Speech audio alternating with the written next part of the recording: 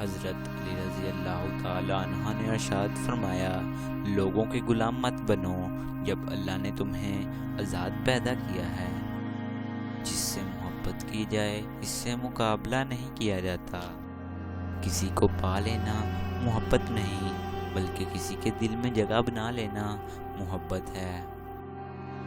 دنیا میں 1000 رشتے بناؤ لیکن ایک رشتہ ایسا بناؤ جب 1000 آپ کے خلاف ہوں تو وہ ایک آپ کے ساتھ ہو۔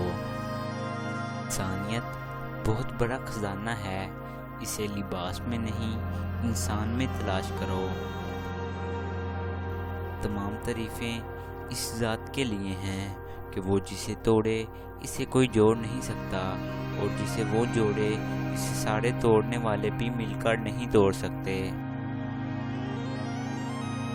جس نے کسی کو اکیلے میں نصیحت کی اس نے اسے سنوار دیا، اور جس نے کسی کو سب کے سامنے نصیحت کی اس نے اسے مزید بگاڑ دیا۔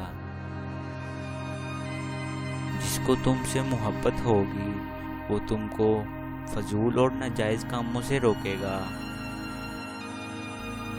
غلط بات پر غصہ آ جانا شرافت کی نشانی ہے، لیکن اسی غصے کو پی جانا مومن کی نشانی ہے۔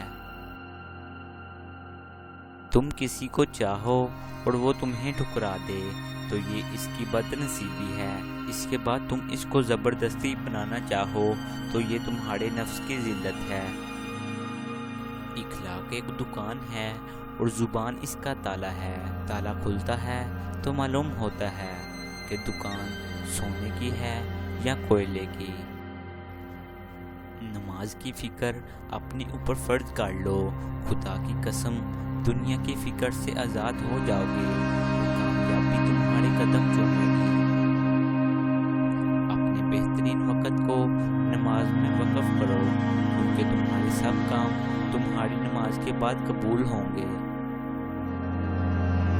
3 چیزیں حافظے کو زیادہ تیز کرتی ہیں اور بلغم کو ختم کرتی ہیں: مسواک کرنا، روزہ رکھنا، قرآن پاک کی تلاوت کرنا۔